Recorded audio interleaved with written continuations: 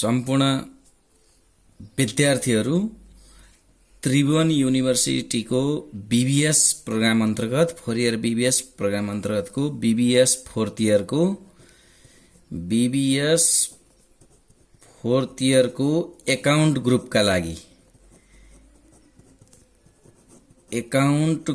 लागि आज मैले अकाउन्टिङ फर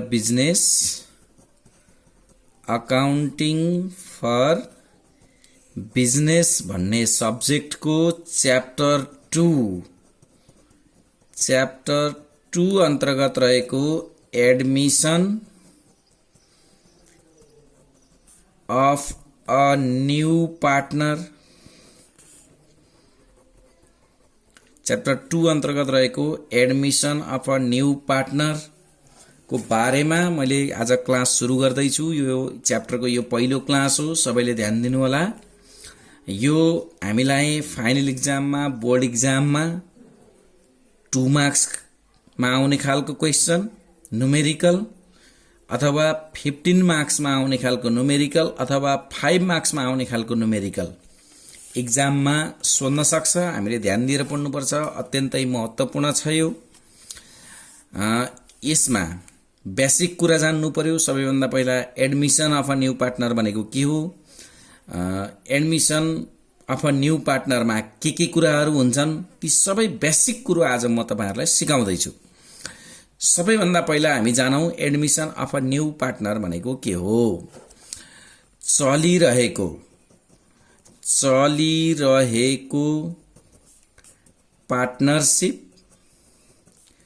चलिरहेको पार्टनरशिप फर्ममा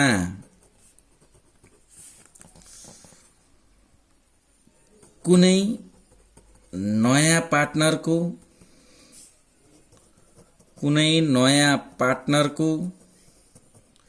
आगमन हुन्छ भने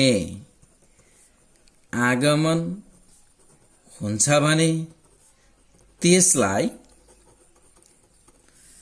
admission of a new partner भनिन्छ। एडमिसन अफ अ न्यू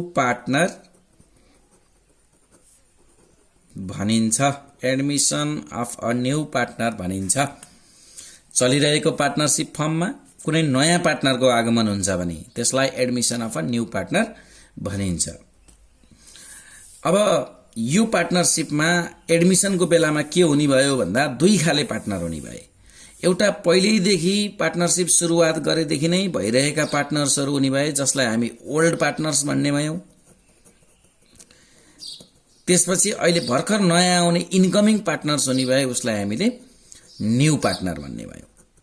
हामी सबैले बुझ्नुपर्ने कुरा के छ भने ओल्ड पार्टनर्सहरूले पहिले नै केही रकम लगानी गरेका हुन्छन्, यिनीहरूको आफ्नै छुट्टै प्रॉफिट शेयरिङ रेशियो हुन्थ्यो र नयाँ पार्टनर आइसकेपछि नयाँ पार्टनरलाई पनि अब प्रॉफिट अथवा लसको शेयर त गराउनु पर्यो। त्यस कारणले गर्दा नयाँ पार्टनर आउने बित्तिकै पुरानो प्रॉफिट शेयरिङ रेशियोमा चेन्ज आउँदछ। सबभन्दा मेजर कुरा भनेको हामीले यो बुझ्नुपर्छ। के बुझ्नु पर्यो भने नयाँ पार्टनरको आगमन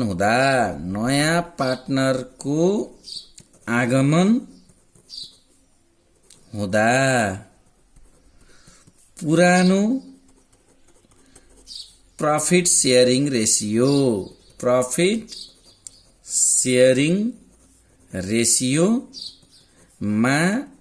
परिवर्तन आउँदछ। किनभने नयाँलाई पनि दिनु पर्यो। पहिला 2 जना पार्टनर थिए मानौ भने 2 जनाले मात्रै नाफाघाटा शेयर गरेका हुन्थे, अब 1 जना थपियो भने 3 जनाले गर्नुपर्ने भयो। त्यस कारणले गर्दाखेरि प्रॉफिट शेयरिङ रेशियोमा पनि परिवर्तन आउने भयो। त्यस्तै हामीले बुझ्नुपर्ने कुरा अब के रह्यो भने नयाँ पार्टनर आइसकेपछि के कुरामा प्रभाव पर्छ भन्ने कुरा जान्नु पर्यो। जस्तो के हुन्छ भने नयाँ पार्टनर आइसकेपछि पुरानो पार्टनरशिप फर्ममा जुन एसेटहरू छन्, ती एसेट्सहरूको रिभ्यालुएसन गर्नुपर्दछ।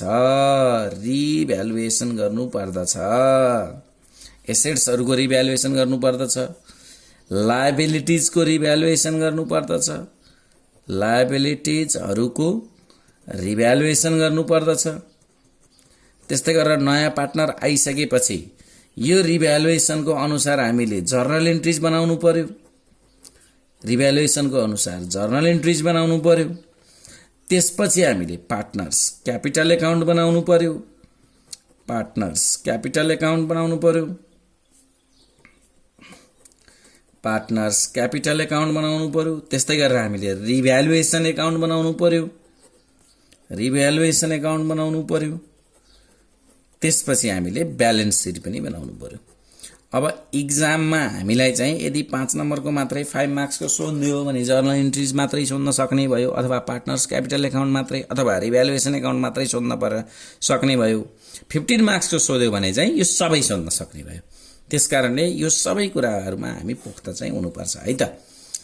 ल विशेष के कुरो ख्याल गर्नु पर्दो रहेछ? मेन कुरो ख्याल गर्नुपर्ने भनेको नयाँ पार्टनर आइसकेपछि पुरानो प्रॉफिट शेयरिङ रेशियोमा परिवर्तन आउँछ। एसेट्सहरुको रिभ्यालुएसन हुन्छ, लायबिलिटिजहरुको रिभ्यालुएसन हुन्छ। त्यसैको आधारमा हामीले जर्नल एन्ट्रीज बनाउनु पर्छ, पार्टनर्स क्यापिटल एकाउन्ट बनाउनु पर्छ, रिभ्यालुएसन एकाउन्ट बनाउनु पर्छ र ब्यालेन्स सिट बनाउनु पर्दछ।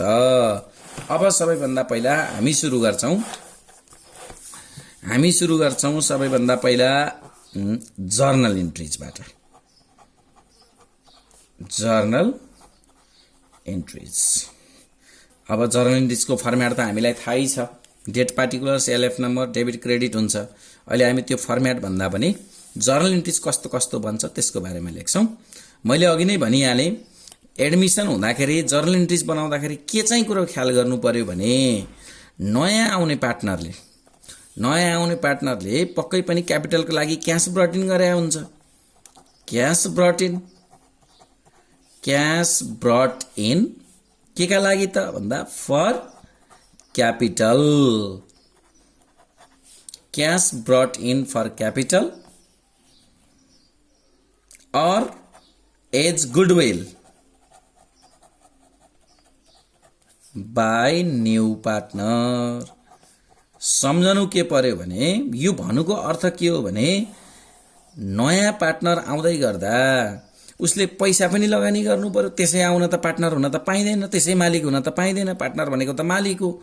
मालिकले के गर्नुपर्छ? लगानी गर्नुपर्छ, जसका लागि उसले पैसा लिएर आउनु पर्यो, क्याश लिएर आउनु पर्यो। अथवा उसले तिर्ने पैसा भनेको कि त क्यापिटलका लागि, लगानीका लागि तिर्या हुन्छ, कि त गुडविलका लागि तिर्या हुन्छ भन्ने कुरा जान्नु पर्यो। त्यसरी पैसा आउँदाखेरि तपाईको जर्नल एन्ट्रीज हुने भयो बैंक एकाउन्ट डेबिट। किनभने हामीलाई थाहा छ व्हाट कम्स इन डेबिट, जे आउँछ त्यो डेबिट हुन्छ। बैंकमा पैसा आयो, जति पैसा आयो त्यो डेबिट हुने भयो। Bank account debit. 2 के का लागि आयो त? नयाँ पार्टनरको क्यापिटल आयो, new partners capital account. New partners capital account, नयाँ पार्टनरको क्यापिटलका लागि भनेर आयो पैसा। अथवा के का लागि आयो? अथवा टु गुडविल एकाउन्ट, गुडविलका लागि आयो। यहाँ न्यारेसन तपाईले लेख्न सक्नुहुन्छ। बिङ क्याश ब्रट इन, अब त्यही लेख्न सक्नुभयो फर क्यापिटल अर गुडविल। त्यसपछि यो गुडविल जुन नयाँ पार्टनरले ल्याएको गुडविलको एमाउन्ट छ, यो गुडविलको एमाउन्ट भनेको पुरानो पार्टनर्स क्यापिटलमा ट्रान्सफर गर्नुपर्ने हुन्छ। त्यसलाई लेख्छौं हामी यहाँ transfer of goodwill. Transfer of goodwill, transfer of goodwill to old partners. किनभने नयाँ पार्टनरले जुन गुडविलको पैसा लिएर आएको हुन्छ त्यो भनेको पुराना पार्टनर्सहरूले पाउने हुन्। त्यसकारणले उनीहरूको क्यापिटलमा ट्रान्सफर गर्ने to old partners capital account. यो ट्रान्सफर गर्दाखेरि तपाईको के हुने भयो भने यो गुडविल यही डेबिटमा आयो, गुडविल एकाउन्ट डेबिट भयो। गुडविल एकाउन्ट डेबिट, जति यहाँ गुडविलको एमाउन्ट छ त्यो एमाउन्ट यहाँ हुने भयो। अनि बाँड्दिने to old partners capital account, to old partners capital account. Capital बढ्यो ओल्ड पार्टनर्सको, क्यापिटल बढ्यो भने क्रेडिटमा हुन्छ, घट्यो भने डेबिटमा हुन्छ। यो रुल त हजुरहरुलाई थाहा नै छ। यहाँ लेख्नुहोस् being goodwill transfer, goodwill being goodwill transfer, यो इन्ट्री भन्ने भयो। यो फेरि ख्याल के गर्नुपर्छ भने जति गुडविल यदि मानौ 30,000 गुडविल लिएर आएको हो भने त्यो 30,000 ओल्ड पार्टनर्सहरुमा चाहिँ के गर्नु पर्यो, बाँड्नु पर्यो। त्यो बाँड्दाखेरि जहिले पनि ख्याल गर्नु पर्यो according to old ratio, according to the old ratio, according to the old ratio given in the question. क्वेशनमा दिएको ओल्ड रेशियो जुन छ, क्वेशनमा दिएको रेशियो जुन छ, त्यो रेशियो अनुसार चाहिँ तपाईले यो गुडविलको पैसालाई बाँड्नुपर्छ। यति कुरो ख्याल गर्नु पर्यो। त्यसपछि अब हामी एसेट्सको रिभ्यालुएसन तिर जान्छौं। अब रिभ्यालुएसन गर्नु भन्नुको अर्थ के हो त भन्दा पहिलेदेखि अब संस्थामा चाहिँ फर्ममा पहिलेदेखि एसेट्सहरु हुन सक्छन्, विभिन्न एसेट्सहरु हुन्छन्, तिनीहरुको कसैको एप्रिसिएसन भइरहेको हुन्छ, कसैको डेप्रिसिएसन भइरहेको हुन्छ। जस्तो डेटर्सहरु छन् भने तिनीहरुको प्रोभिजन खोल्नु पर्ने हुन्छ, रिजर्भ राख्नु पर्ने हुन्छ। हो यस्तोलाई चाहिँ रिभ्यालुएसन अफ एसेट्स भन्छ। त्यो रिभ्यालुएसन गर्दाखेरि कि त एसेट्सको भ्यालु इन्क्रिज भए हुन्छ, कि त एसेट्सको भ्यालु डिक्रिज भए हुन्छ। तपाईको एप्रिसिएसन भयो भने एसेट्सको भ्यालु इन्क्रिज हुने भयो। Land and building appreciated by 20% भनेको ल्यान्ड एन्ड बिल्डिङको भ्यालु इन्क्रिज भयो। अथवा कहिलेकाहीँ के हुन सक्छ, डेप्रिसिएट फर्निचर, फर्निचरको भ्यालु घट्यो। त्यही भएर हुने भनेको रिभ्यालुएसनमा जहिले पनि के हो त भन्दा कि त इन्क्रिज हो कि त डिक्रिज हो। त्यसैले मैले सिधै लेखेँ यहाँ इन्क्रिजमेन्ट, इन्क्रिजमेन्ट in the value of, increment in the value of assets। यदि एसेट्स को भ्यालु मा इन्क्रिजमेन्ट भएको छ, बढेको छ एसेट्स को भ्यालु भने मैले अघि नै भने हामीले रिभ्यालुएसन गर्दै छौं। यसलाई के पनि नाम दिन्छौं हामी, रिभ्यालुएसन दिँदै छौं। बुझ्नु पर्यो डेबिटमा भएको रिभ्यालुएसन भनेको लस हो, क्रेडिटमा भएको रिभ्यालुएसन भनेको गेन हो। अब रिभ्यालुएसन एसेट्स को भ्यालु इन्क्रिज गर्दा एसेट्स को भ्यालु हामीलाई थाहा छ रुल के हो त भन्दा एसेट लायबिलिटीज को रुल हामीलाई थाहा छ। एसेट र लायबिलिटीज को रुल के हुन्छ डेबिट र क्रेडिट को, एसेट इन्क्रिज भयो भने डेबिट हुन्छ, डिक्रिज भयो भने क्रेडिट हुन्छ। लायबिलिटीज इन्क्रिज भयो भने क्रेडिट हुन्छ, डिक्रिज भयो भने डेबिट हुन्छ। मैले यहाँ भनिरहेको छु increase in value of asset. Asset बढ्यो यानी कि एसेट के भयो, डेबिट भयो। जुन एसेट बढेको हो त्यो एसेट अकाउन्ट डेबिट भयो, एसेट अकाउन्ट डेबिट भयो। टु के को कारण हो, हामीले गरेको के हो, रिभ्यालुएसन हो। एसेट को भ्यालु बढ्यो यानी कि हामीलाई फाइदा भयो, टु रिभ्यालुएसन अकाउन्ट भयो।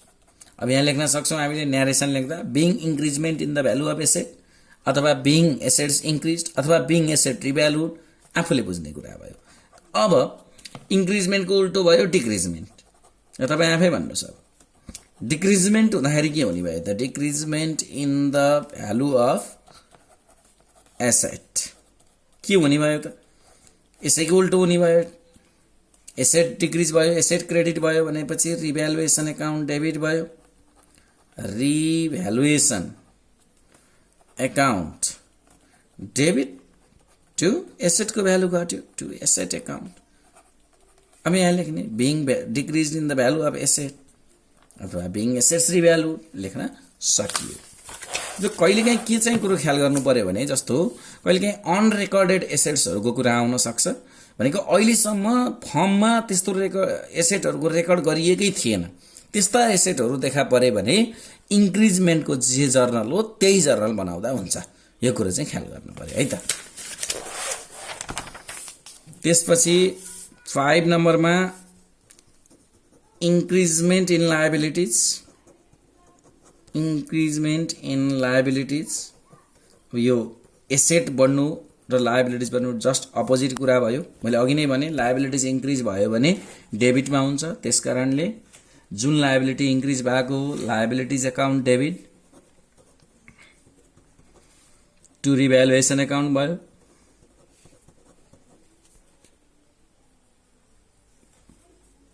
सरी लायबिलिटीज इन्क्रिज भयो भने क्रेडिट हुन्छ, त्यसकारणले गर्दा revaluation account debit.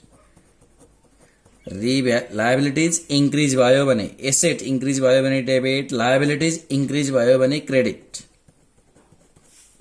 Revaluation account debit to liabilities account. To liabilities account being, अब लेख्न सकियो यहाँ increment in liabilities, increment in liabilities, अथवा being liabilities revalued, आफ्नो चोइस अनुसार लेख्नुहोस् न्यारेसन। त्यसपछि अब 6औं नम्बरमा डिक्रिजमेन्ट, डिक्रिजमेन्ट इन लायबिलिटीज, डिक्रिजमेन्ट इन लायबिलिटीज। अब डिक्रिजमेन्ट इन लायबिलिटीज को जर्नल ठ्याक्कै के हुने भयो त इन्क्रिजमेन्टको उल्टो हुने भयो।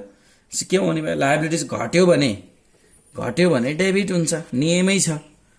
Liabilities account debit, liabilities account debit to, liabilities account debit to revaluation account, revaluation account। Narration लेख्नुहोस्, being increment भने जस्तै being decreasement हुने भयो। अब यसमा पनि के अनरेकर्डेड लायबिलिटीज को कुरा आउन सक्छ, जसरी एसेटमा अनरेकर्डेड आएको थियो यसमा पनि अनरेकर्डेड लायबिलिटीज को कुरा आउन सक्छ। त्यो भयो भने इन्क्रिजमेन्टकै जर्नल बनाउँदा हुन्छ है त। त्यसपछि 7 मा अब रिभ्यालुएसन को gain or loss, gain or loss on revaluation पत्ता लगाउनु पर्यो। यदि एसेट र लायबिलिटीज को रिभ्यालुएसन गर्दाखेरि गेन आयो कि लस आयो, गेन आयो भने पनि लस आयो भने पनि त्यसलाई पार्टनर्स क्यापिटल एकाउन्टमा ट्रान्सफर गर्नु पर्यो, पुराना पार्टनर्सहरुकोमा, नयाँकोमा होइन। फेरि न्यू पार्टनरले कुनै असर गर्ने छैन यहाँ, किनभने अहिले जति पनि यहाँ क्याल्कुलेसन भइरहेको छ त्यो सबै पहिलाको कुराहरुको क्याल्कुलेसन भइरहेको छ, नयाँ पार्टनर आउनभन्दा अगाडिको क्याल्कुलेसन भइरहेको छ।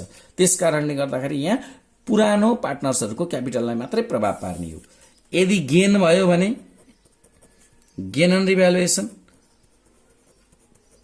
रिभ्यालुएसनमा गेन हुनु भनेको फाइदा हुनु हो, फाइदा भयो भने पार्टनर्सहरुको क्यापिटल बढ्ने भयो। त्यसकारणले गर्दा क्यापिटल बढ्यो भने, क्यापिटल भनेको एक किसिमको लायबिलिटीज हो, क्यापिटल बढ्यो भने क्रेडिट हुन्छ। त्यसकारणले गर्दा गेन भयो भने revaluation account debit, revaluation account debit to old partners capital account. यो ओल्ड पार्टनरकोमा जान्छ, old partners capital account old रेसियोको आधारमा है, ख्याल गर्नु पर्यो, किनभने नयाँको यहाँ मतलब नै छैन। ओल्ड रेसियोको आधारमा ख्याल गर्नु पर्यो। Being gain on revaluation transfer to old partners capital account. यदि लस भयो भने loss on revaluation, loss on revaluation. अब लस भयो भने यसैको अपोजिट हुने भयो, पार्टनर्सको क्यापिटल घट्ने भयो। Old partners capital account, old partners capital account debit to revaluation account. यो पनि के को आधारमा हुने भयो, यो पनि रिभ्यालुएसन अकाउन्ट, यो पनि के को आधारमा त ओल्ड रेसियोको आधारमा हुने भयो, रेसियोको आधारमा हुने भयो, ओल्ड रेसियोको आधारमा हुने भयो। यसरी मैले अहिलेको क्लासमा एउटा एडमिसन अफ अ न्यू पार्टनरको बेसिक कुराहरू सँगै जर्नल इन्ट्रिज यहाँहरूलाई मैले सिकाएँ। यसपछिको क्लासमा मैले पार्टनर्स क्यापिटल अकाउन्ट कसरी बनाउने, रिभ्यालुएसन अकाउन्ट कसरी बनाउने र ब्यालेन्स सिट कसरी बनाउने भन्ने कुराहरू सिकाउने छु। आजको क्लासलाई यति नै। Thank you. अझै लिनुपर्छ।